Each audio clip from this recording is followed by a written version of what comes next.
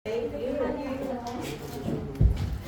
Na-bless po ba tayo lahat? Amen. Hallelujah. So, darako na po tayo sa pagkain spiritual.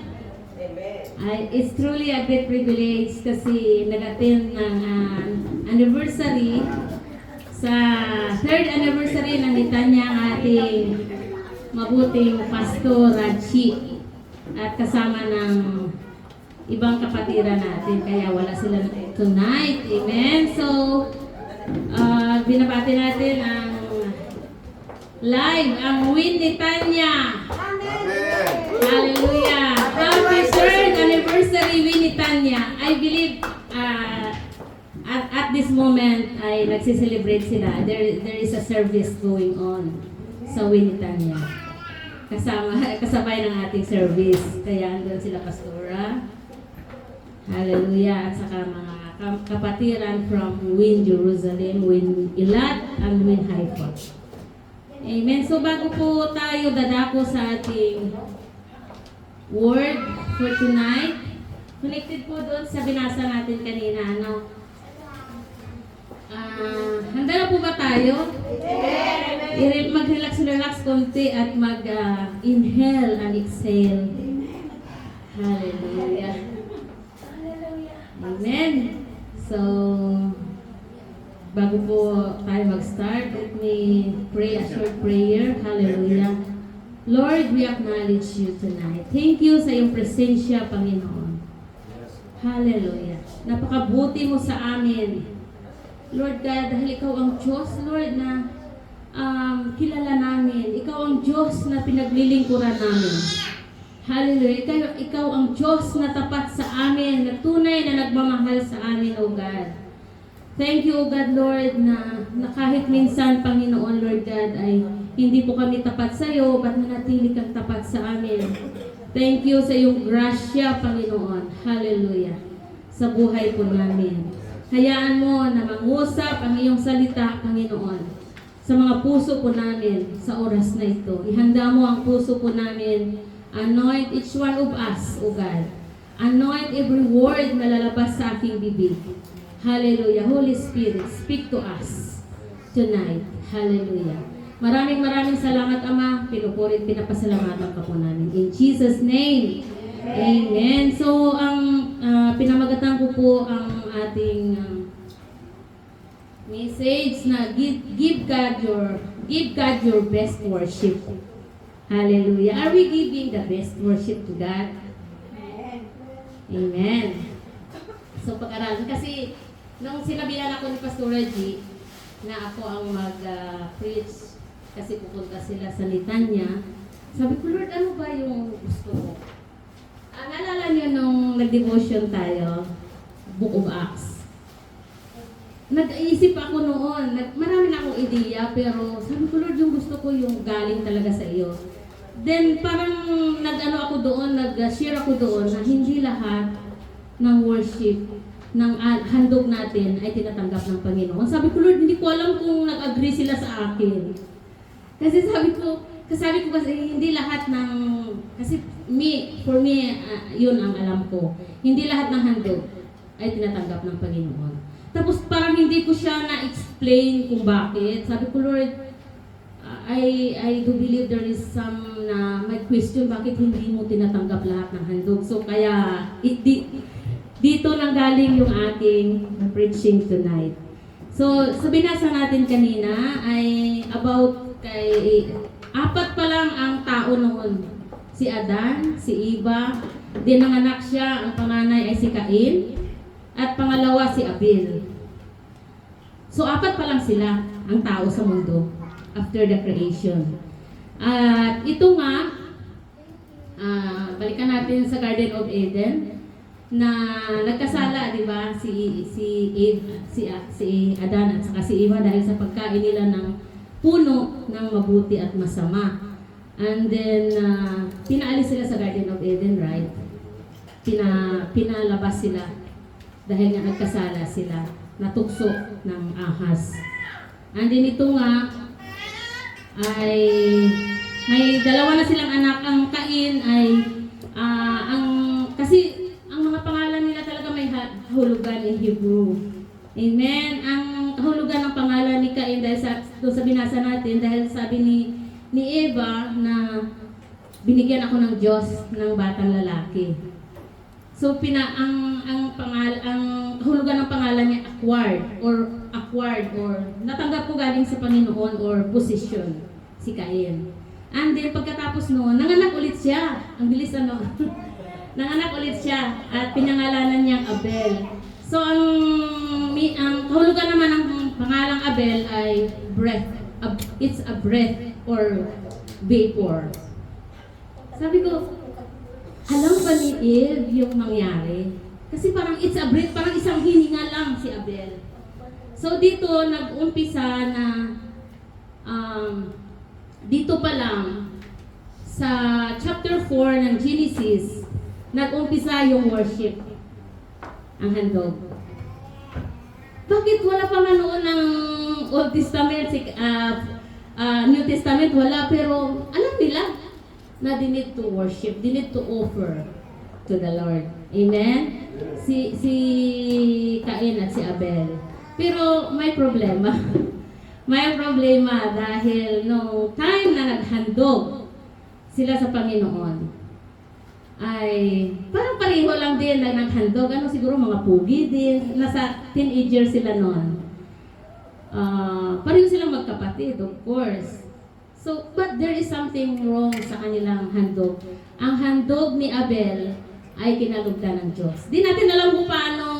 Kasi nung bata pa tayo sa Sunday School, sabi ng teacher, yung usok daw ng handog ni Abel ay tumaas. Tapos yung kay Cain daw bumaba. Kaya yun ang naano ko sa isip ko, pero wala sa Bible pala.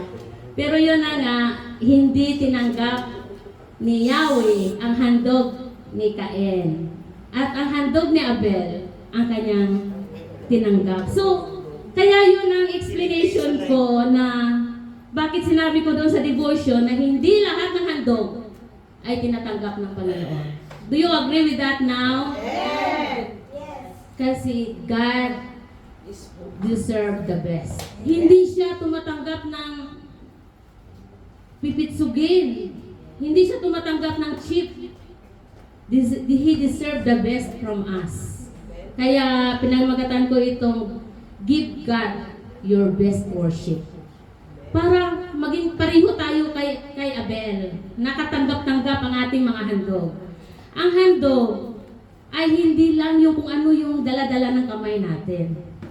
Ang handog is our sacrifice to God. Is our worship. Is our service to God. Amen? Yung buhay, yung kinanta natin kanina, ang tanging alay ko, Ama, ay buong buhay ko, puso't kaluluwa. Yun ang alay na kalugod-lugod sa Panginoon. Ang buhay natin. Amen. Kasi yung unang panahon, yun ang alam nila. Na kailangan nila, kasi nagtatrabaho sila. Si Abel ay pastor. Si Cain ay magsasaka. So, kumuha sila, pero ang kaibahan doon, si Abel ay ang pinakauna na firstborn ng kanyang tupa o hayop na inalagaan. Ang hinandog niya at pinakamainam na bahagi. Di ba mayroon doon the best first tapos the best part ang hinandog niya sa kay Yahweh. At nabasa natin kanina na ang kay Abel, siguro basta dinampot niya lang, hindi niya man tinutinignan. Di ba mga amo natin ng mga Hudyo, tinitingnan pa yan, baka may tulaim. Yung mga, yung bago nila lutuin. Kasi bawal nga, share. Wala doon, hindi doon nakasulat, basta lang kumuha si Cain ng mga kanyang ani at hinandog niya. Pero we do believe na ang Panginoon ay nakatingin sa puso. Ang tiningnan niya doon ay ang puso ng dalawang worshipers, na dalawang naghandog. Amen? So, nandito may notes ako. Nakaano ba? Brother Ed. Give God your best worship. Ayan. Ayan, may background tayo na baby worshiper ng Will Tel Aviv.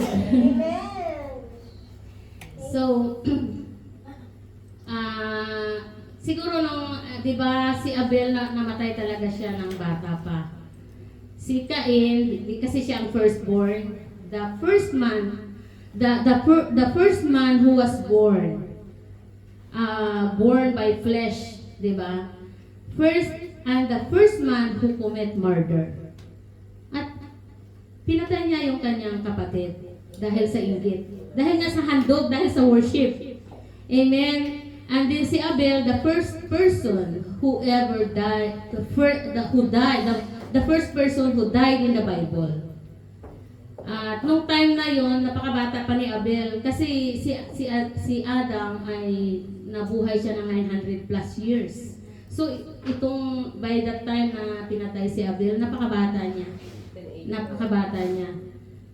Ano ba ang offering? Ang offering is an expression of worship. A sacrifice offered to God. 'Di ba? Yun ang worship nila. Yung action natin, 'di ba? Pero mayroong pagkakaiba yung mga alay. Mayroong tinanggap, mayroong hindi. So papayag ba tayo na pag nag-worship tayo, naghandog tayo sa Panginoon ay parang hindi mayroong doubt na tatanggapin kaya 'to ng Lord? Of course, 'di ba? Kaya gusto natin na ang maibigay natin sa Panginoon ay the best worship. Kasi sayang, nagbihis na tayo, nagpaganda pa tayo, 'di ba? Para lang humarap sa presensya ng Panginoon. Amen. Tapos at the end, hindi pala kalugod-lugod.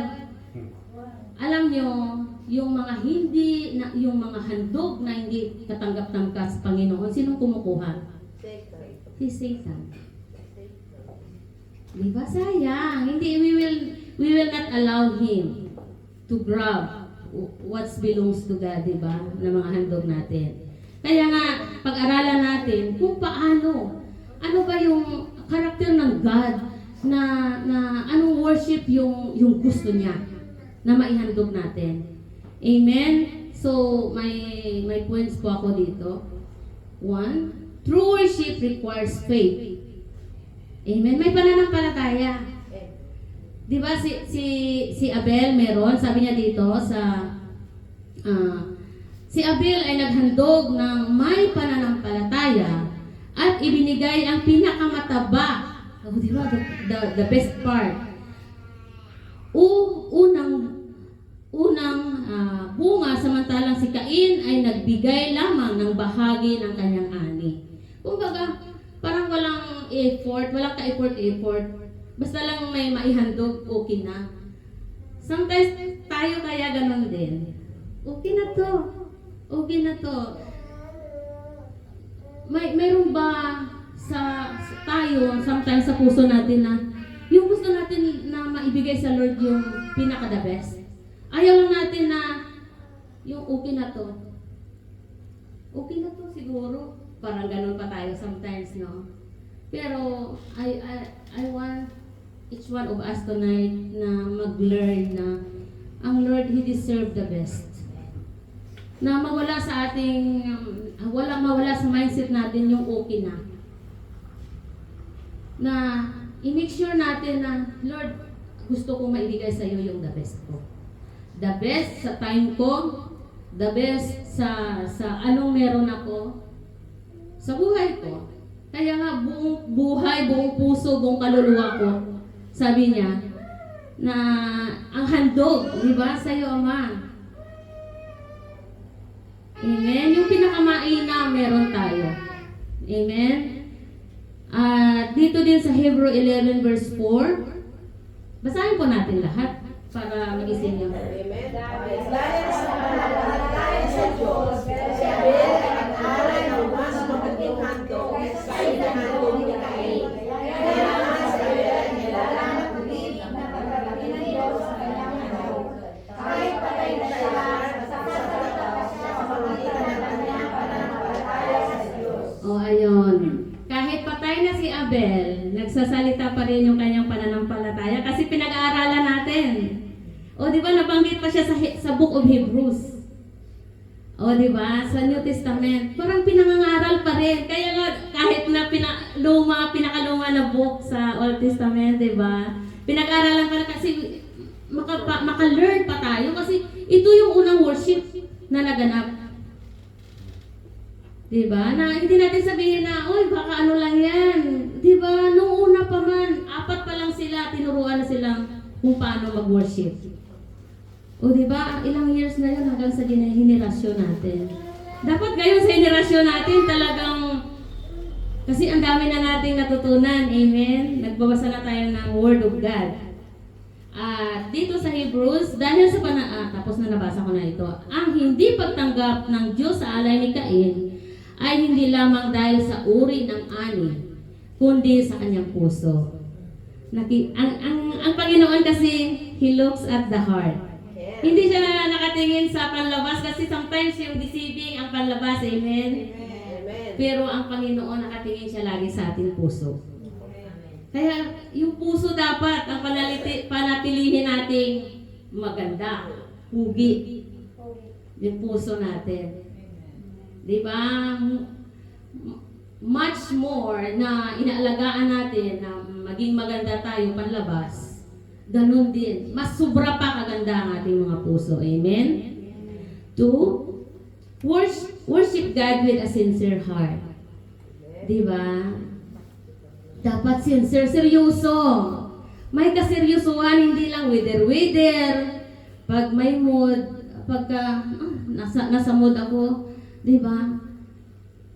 Kung kailan lang tayo comfortable, dapat i-desire natin na kahit wala tayo doon, pero yung puso natin, yung parang umiiyak, naglulong, Lord, gusto ko, pero andito ako. Ang Panginoon mismo, ang Panginoon alam niya yan. Pero, kung ang natin na parang komportable tayo, dapat lumabas tayo sa comfort zone. Para yung ipakita din natin sa Panginoon na may seryoso tayo sa lilingkod sa Kanya. Yung ginagawa natin, kasi worship is not about music, it's beyond. Yung buhay natin is a worship to God. Kaya nga, buong buhay ko, Ama, sabi niya doon sa kanta kanina, inaalay ko sa iyo buong buhay ko, puso't kaluluwa. Wala nang pinakamainam na handog maliban doon.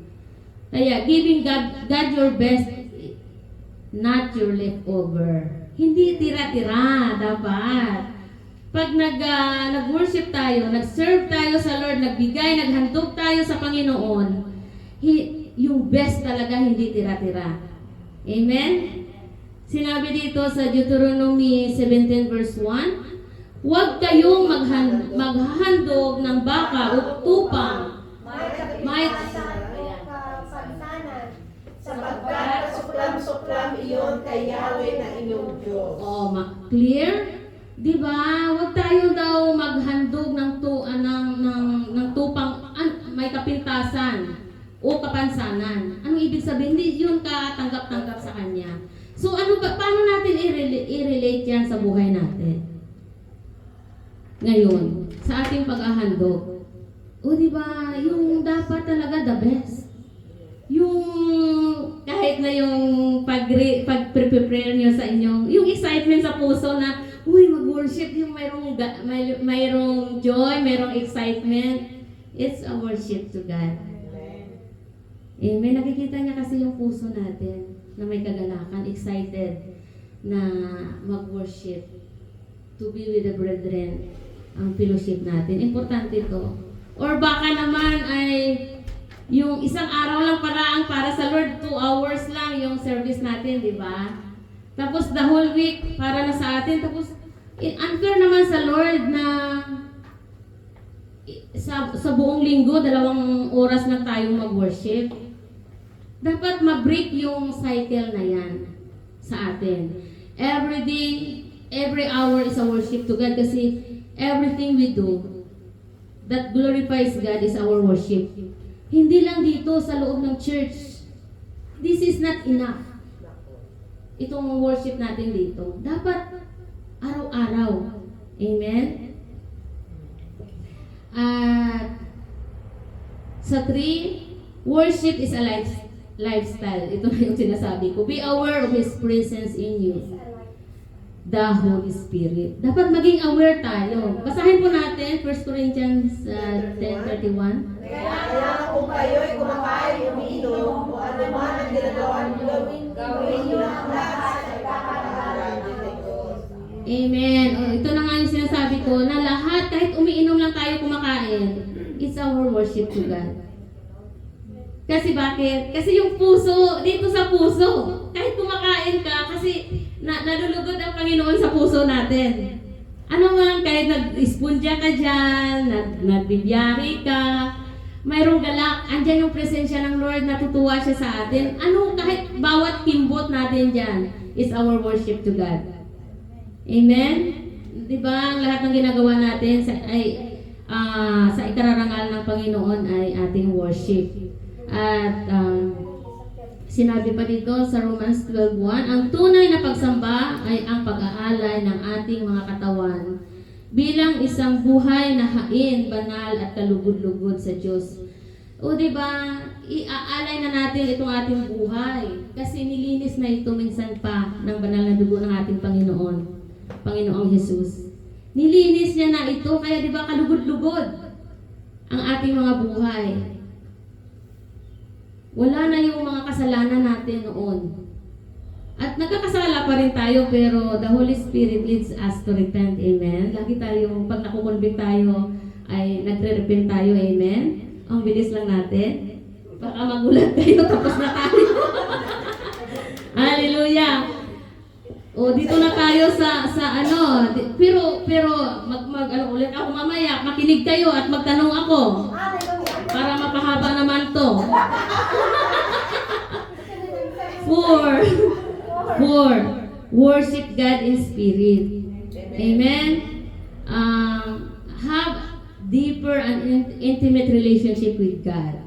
Kasi God is spirit. Dapat kilala natin. Alam natin paano natin siya i-worship in spirit. Amen? Be sensitive to the Holy Spirit in you. Mayroon ba sa buhay natin na kinakausap natin ang banal na espiritu? Pag nananalangin tayo, nangungusap siya sa atin pag nagbabasa tayo ng kanyang banal na salita. Sometimes, mapaiyak ka na lang. It means nangungusap siya. Amen? So, basahin po natin sa 1 Corinthians 6:19. Hindi ba ninyo alam na inyong katawan ay templo ng Espiritu Santo na nasa inyo at ipinagkaloob ng Diyos sa inyo? Oh, clear? We are the temple of the Holy Spirit. Kaya sometimes the most neglected person in the Holy Trinity is the Holy Spirit. Kasi yun na yung nasa atin eh. Si Jesus andun sa throne. Pero iniwanan niya tayo ang kanyang banal na espiritu. God is with us. Kaya nga, God is with us kasi ang Holy Spirit na sa atin. We are the temple of the Holy Spirit. Pero naniniglect pa rin natin. Yung sarili pa rin natin yung nasusunod. Dapat yung lifestyle natin na be friend with the Holy Spirit. Yung parang kaibigan mo siya. Andiyan siya. Aware ka na ang banal na espiritu ay nasa iyo. Alam niyo pa ba yung bagong revelasyon na narinig ko kay Pastor Ferdy? Diba, yung mga katanungan ng, pag nagkasala ba ako, umaalis yung Holy Spirit? Hindi. Hindi siya umaalis. Andyan pa rin. Pero feeling natin, dahil nagkasala tayo, feeling natin malayo. Malayo ang presensya ng Lord.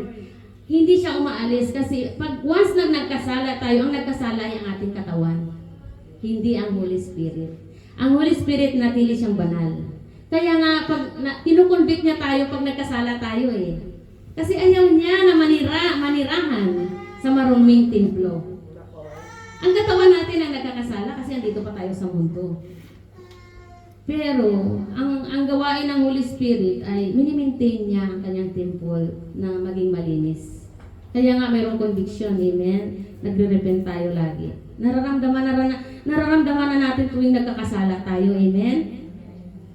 At sinabi pa dito sa John 4:23-24, subalit dumarating na ang panahon at ngayon na nga, na ang mga tunay na sumasamba sa Ama ay sasamba sa Kanya sa Espiritu at katotohanan, sapagkat ganyan ang uri ng pagsamba ang kinalulugdan ng Ama. Ang Diyos ay Espiritu, Kaya dapat siyang sambahin sa espiritu at sa katotohanan. Di ba? Ang Diyos sa espiritu, kaya pag mag-worship tayo, we need to worship Him in spirit. Kahit na yung sa mga personal devotion natin, yung tayo lang, between me and God, between you and God. One-on-one with God. Kung gaano tayo kagaling with a group, mas magaling tayo pag tayo lang at ang Lord. Amen? Kasi yun ang totoo eh. That's who you are. Kung ikaw lang mag-isa sa harapan ng Diyos. Hindi, kung sino ka sa harap ng congregation. Diba? Dapat doon tayo magaling one-on-one with God. Amen? Kaya nga para mag-grow yung intimate and deeper relationship natin sa Lord. Yung kumbaga, alam nyo, ako, wala ding nagturo sa akin kasi yung nag-desire, nag-long ako, sabi ko, Lord, paano maging close sa'yo? Ako, hindi ko kayo pwedeng turuan. Kasi personal ang Lord. It's depend on you, how you desire. Kasi kung humihingi tayo pagbibigyan, di ba? Kahit anong saksak ni Pastora G sa atin, dito sa isip natin, walang epekto. Dapat tayo ang hihingi. Yes, nakakatulong yon kasi may ideya tayo kung anong gagawin. Pero, yung relasyon natin sa banal na espiritu, tayo yun eh. Kailangan nating i-desire, kauhawan, kagutuman natin yung presensya ng Panginoon. Hindi lang tuwing Friday. Araw-araw yan. Kasi kailangan ma-develop tayo yung relasyon natin. Hindi siya mag-grow kung once a week lang, napakaiksi na oras. Dapat araw-araw, parang lifestyle na talaga siya. Amen? Kasi ito yung ko dati, nung bagong-bago pa lang ako, naranasan ko din paano maging ma-confirm, ma-first love sa Lord, diba? Tapos, lahat yan, nag-o-observe ako, lahat kimbot nila, lahat, yung parang, nabibless talaga ako sa yung mga dati na, sabi ko pa, question ko pa yung speaking in tongue. Sa isip ko lang hindi ako tanong, sabi ko, Lord, totoo ba? Totoo ba yan? Gusto ko din maranasan. Kasi siyempre, hindi ko pa alam, nag-question ako na kung totoo, dahil akala ko baka ginagawa lang. Kasi kung ginagawa lang, gagawin ko rin. Pero hindi eh. Kaya nga, sabi ko, Lord, gusto ko rin. Kaya kung kailan mo ibigay sa akin, gusto kong maranasan. And then talagang matagal pa, pero pinagpipray ko. Iniiyak ko sa Lord na tuwing, sabi ko, Lord, naiingit godly envy siya. Naiingit ako sa kanila kasi nararanasan nila yung presensya mo, ba't ako hindi? And then, binigay niya. The first time na naranasan ko yung presence ng Lord, 4 hours. Walang tigil. Iyak, yung spirit of joy, yung tumatawa ka dito sa tiyan mo na humahalak ka pa pero tumutulo yung luha mo. Grabe, napakasarap sa presensya ng Panginoon. Ako pwede lang ako mag-testify, pero hindi ko kayo pwedeng maturuan kasi may unique way ang Lord. Kung paano, huwag kayong matakot. Sometimes yung the beginning of speaking, parang feeling mo siya yung hindi kagad-agad, yung parang kumakapal dito, parang namamanhid yung palibot ng mo. Yun na yun. Diretsuhan mo lang pagka may nararamdaman tayo sa presence ng God, huwag tayong ma-interact. Lord, kung ikaw to, kumilos ka sa buhay ko. Kumilos ka, here I am. Here I am. Touch me. Feel me. Kasi hindi ko kayo pwedeng maturuan. Kasi personal. It's depending on you how you desire na maranasan. O diba? At saka, yung kumbaga mag-grow, kung nararanasan na natin, of course nararanasan na natin, kung paano pa tayo mag-grow, kasi ang God ay pataas ng pataas, hindi pa baba. God is a God of blessing, God is a God of multiplication, increase, lahat ng pataas. Ganon ang Lord. Hindi siya pabawas ng pabawas, hindi siya pa baba.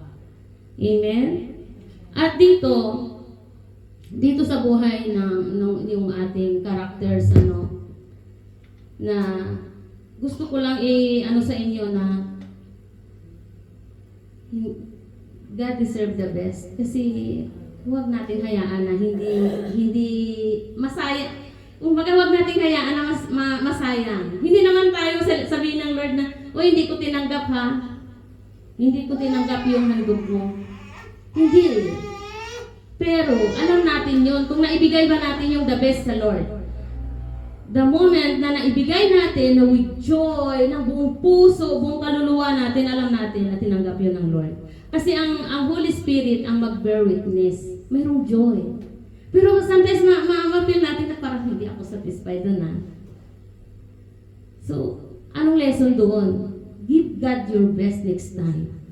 Amen? Kasi nag-learn tayo eh. Amen? So, but may good news kasi may warning. Di ba bago ni Cain pinatay ang kanyang kapatid? Winarningan na siya ng Lord. Ano yung may warning na dapat pabagsakin natin ang kasalanan. Huwag nating hayaan na ang kasalanan ang magpabagsak sa atin.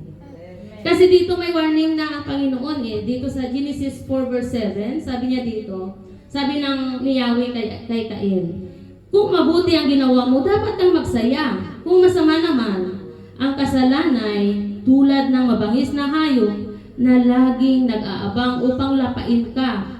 Nais itong pagharian ka, kaya kailangan mapaglabanan mo ito." Napaglabanan ni Cain? Hindi. Warning na ito ni Yahweh before niya pinatay si Abel. Hindi niya napaglabanan. Di ba tayo dapat mapaglabanan natin? Huwag natin hayaan na ang kasalanan ay magpabagsak sa atin. Dapat pag alam natin kasalanan, itakwil, pabagsakin. Huwag natin hayaan na lalamunin tayo ng kasalanan. Amen? Kasi, di ba, yung a pure heart ang hinihingi ng Lord sa atin, na manatiling malinis ang ating puso. At, di ba? Kaya nga ang kasalanan ay parang mabangis na hayop na nag-aabang sa pintuan, di ba? Satan is like a roaring lion, nag-aabang din siya. Parang gutom na leon. Ganon ang kasalanan. Di ba kaya maging careful tayo lagi, vigilant tayo, mapagpanalangin tayo. Di ba? Para hindi tayo maisahan ng kaaway. Amen? Sabi pa dito ng Lord, "Nasaan ang kapatid mong si Abel?" Isang tanong na dahil hindi alam ng Diyos, kundi upang bigyan si Cain ng pagkakataong mangumpisal na tinanggihan niya ang pagsagot ng, "Ako ba yung tagapag-alaga ng aking kapatid?" Sarcastic pa siya, no? Ma-pride siya. Kalain mo yung creator ng universe, sagutin mo ng ganun, "Ba't tagapag-alaga ba ako ng kapatid ko?" Pero hindi na siya yun eh. Si Satan na yun.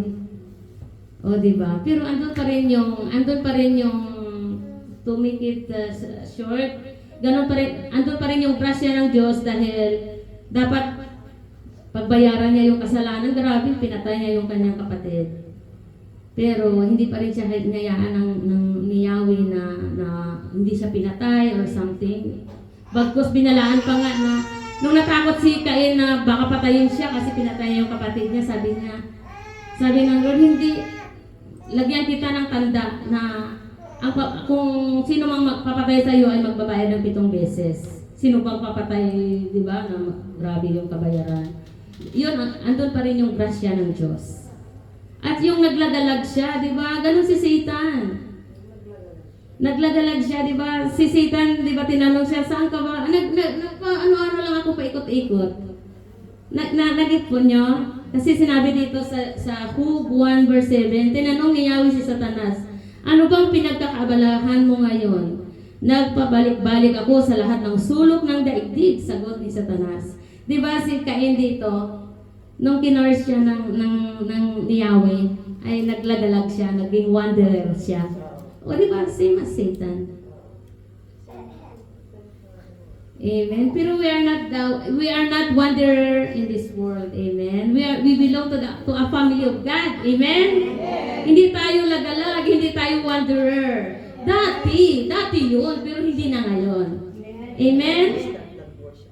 At dito, conclusion, malapit na tayo. Hallelujah. Conclusion na, sana ito na, makinig na tayo kasi conclusion. Sana ang ating pagsamba ay hindi lamang tuwing Friday. Narinig po natin, sana ang ating pagsamba ay hindi lang tuwing Friday. Or sa pamagitan ng pagkanta, kundi sa bawat araw ng ating buhay. Ialay natin ang bawat kilos, isip, pananalita bilang pagpaparangal sa ating dakilang Diyos. Amen. Yung ang worship natin, kung paano tayo namumuhay, paano tayo mag-isip. Lord, nalulugod ka ba sa mga iniisip ko? Lord, nalulugod ka ba sa mga sinasabi ko? Sa buhay ko, sa puso ko, kung anong puso meron ako. Di ba? Yun dapat ang i-check natin lagi. Kasi yun ang worship natin eh. Yun ang pinaka-worship natin, yung buhay natin bilang handog sa ating Panginoon. Ito yung gusto niya, hindi yung bit natin. Amen? Kaya, basahin po natin, ito yung last verse. You paid a very high price to make you His. So honor God with your body. Amen. So very clear, meron po tayong natutunan tonight. Amen. Kahit na lang yung worship is a lifestyle, na sana yung umpisahan natin, kung hindi pa man tayo nag-umpisa, umpisahan natin na i-worship ang God araw-araw. Kahit naglalakad tayo, nag-ispundya, anong gawin natin, yung nasa isip natin ang Lord, tapos yung masaya yung puso natin, malinis, na kasi nakatingin siya sa puso natin, hindi walang galit, walang unforgiveness, walang inggit. Di ba nainggit si Cain, kaya pinatay niya yung kanyang kapatid? Wala, dapat ganun. Dapat malinis. Kasi ganun ang puso na kinalulugdan ng ating Panginoon. The best worship that we can ever give to God. Amen. So, mayroon po akong tatawagin natin ng ating mahal na kapatid para awitan tayo. Namnamin natin yung kantang to. Amen. Let's worship God with this song. And then babalik pa ako dito to pray.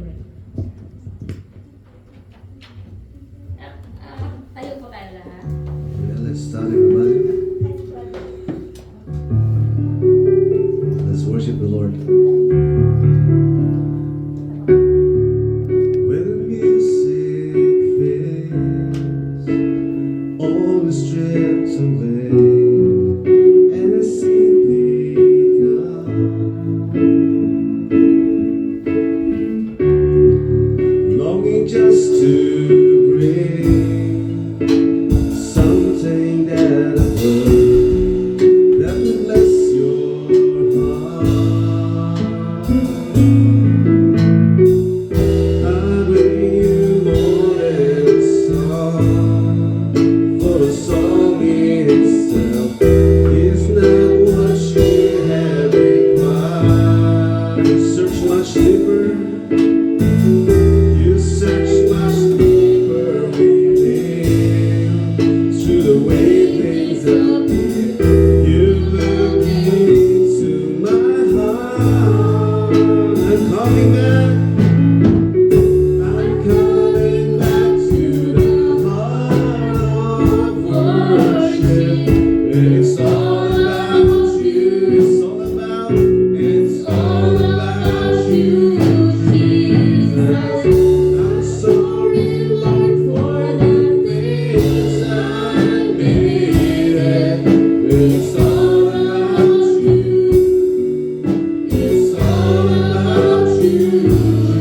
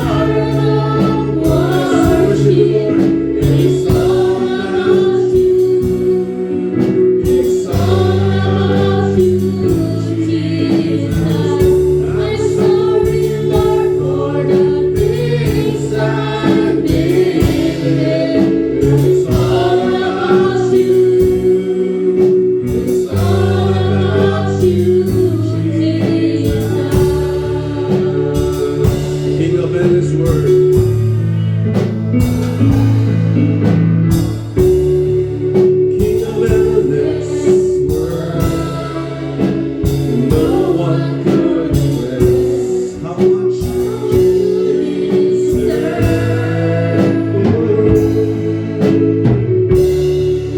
Though I'm weak and all I have is yours, all I have is yours, every single breath. I'll bring you more than a song, for a song in itself is not what you have required. Search much deeper. You search much deeper within. The way things appear. The way things appear. You look deep into my heart. I'm coming back to Yes, the I'm coming heart of worship. It's all about you. It's all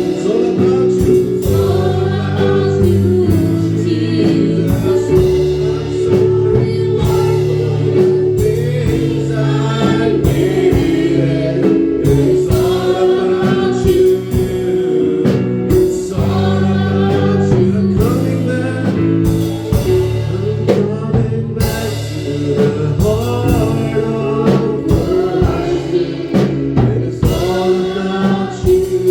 It's all about you, Jesus. I'm sorry, Lord, for the things I did. It's all about you. It's all about you. I'm coming back. I'm coming back to the heart of worship. It's all about you. It's all about you, Jesus. I'm sorry, Lord. I'm sorry, Lord, for the things I made. It's all about you. It's all about you, Jesus. I'm coming back to the heart of worship. It's all about you. It's all about you. It's all about you, Jesus. I'm sorry, Lord, for the things I made. It's all about you. It's all about you, Jesus. It's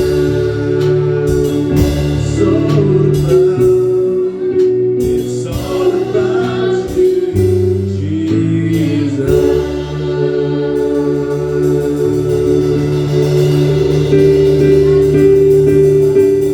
Hallelujah. Let's pray. Thank you, Lord. Alam po namin, Panginoon, that we need this message tonight. Hallelujah. Tulungan mo kami. Tulungan mo kami, Panginoon. Lord, kung wala ka, wala po kaming idea kung anong worship ang nais mo, Panginoon. Kung paano mo namin gawin ito. Lord, nagre-rely lamang kami sa iyo, Banal na Espiritu. Tulungan mo kami, turuan mo kami, Panginoon, na mai-apply namin ito sa araw-araw ng aming mga buhay. Hallelujah. Dahil Lord, you deserve. Lord, nakakahiya ako. Dito lang kami natutong mag-worship sa loob ng church, O God. But Lord, kung tingnan mo, i-check mo kami, Panginoon, araw-araw. Nakakapag-worship pa rin ba kami, Panginoon? Sa kabila ng kabisihan, pag-gising namin sa umaga, Panginoon, yung pumapasok sa isip namin yung mga dapat namin gawin sa buong maghapon. Hallelujah. Lord, tulungan mo kami. Tulungan mo kami, Panginoon, na sa pagmulat pa lang ng mata namin, na ikaw yung unahin po namin. Ang pag-unang sambit ng bibig po namin na ikaw, Lord Jesus. Hallelujah, Lord. Unang dilat ng mata po namin, ang papasok agad sa aming mga isip ay ikaw. Hallelujah. Kung paano ka po namin maparangalan sa buong maghapon. Dahil Lord, tulungan mo kami, turuan mo kami, Panginoon. Hallelujah, Lord God. Ayaw po namin na makapamuhay kami na more of us, less of you. Kaya Lord, gusto po namin, hallelujah, Lord God, na makapamuhay mo kami na more of you, less of us. Less of ourselves, Panginoon. Patawad na sometimes, Panginoon, hindi sometimes, Lord. Hallelujah, Lord God, na mga gusto pa rin namin, kung anong naiisip po namin, nagagawa po namin without consulting you, Holy Spirit. Sorry na nai-ignore ka namin ang iyong presensya sa buhay po namin. Patawad, Panginoon, Lord God, kung malimit ka namin nakakaligtaan, nakakalimutan, nakasama ka pala namin. Nandito ang iyong templo sa amin, Panginoon. Kaya Lord, patuloy mo kaming linisin, turuan. Bigyan mo ang bawat isa ng desire, to long, to crave, Panginoon, Lord God. Hallelujah, to more deeper unto you. Yung ang relasyon namin sa iyo, Panginoon, ay closer and closer, deeper and deeper, Holy Spirit. Kaya Lord, thank you. Alam ko po, Panginoon, Lord God, hallelujah. Lord God, na kahit yung ma-take away lang namin tonight, ay yung worship is our lifestyle. Hallelujah. That everything we do is a worship unto you, Panginoon. Hallelujah. Kay Lord, thank you. We appreciate you, Panginoon, tonight. Thank you, Holy Spirit. Ikaw na po, Panginoon, na magpuno kung ano pa man, Lord, mga katanungan sa puso ng bawat isa. Hallelujah. Satisfy us with your presence, Lord. Hallelujah. Hindi lamang dito, sa lugar na to. Lord, sa pagmulat ng aming mga mata, sa pagtulog na pagod ang katawan namin, physically. Hallelujah. Maalala ka pa namin pasasalamatan bago kami matulog. Hallelujah. Dahil sinabi mo sa iyong salita, Panginoon, though the flesh is weak, but the spirit is willing. Thank you, Lord, na willing ka lagi, Panginoon. Andyan ka, naghihintay na kami ay tumawag sa iyo. Lord, tulungan mo kami from now and forward, Panginoon. All the days of our lives, Panginoon, hallelujah, ay matuto po kami na i-acknowledge ka sa buhay po namin. Na Lord, aware po kami na ano man ang isipin namin, ano mang sasabihin namin, ano man nasa puso po namin, ay alam mo. Wala po kaming maitago. Kaya Lord, thank you. Thank you. Baguhin mo ang mga mindset po namin. Hallelujah. Hallelujah, Lord God. Thank you. Help us. Teach us. Hallelujah. How to give our best worship unto you, Panginoon, sa araw-araw ng aming mga buhay. Thank you so much, Father God.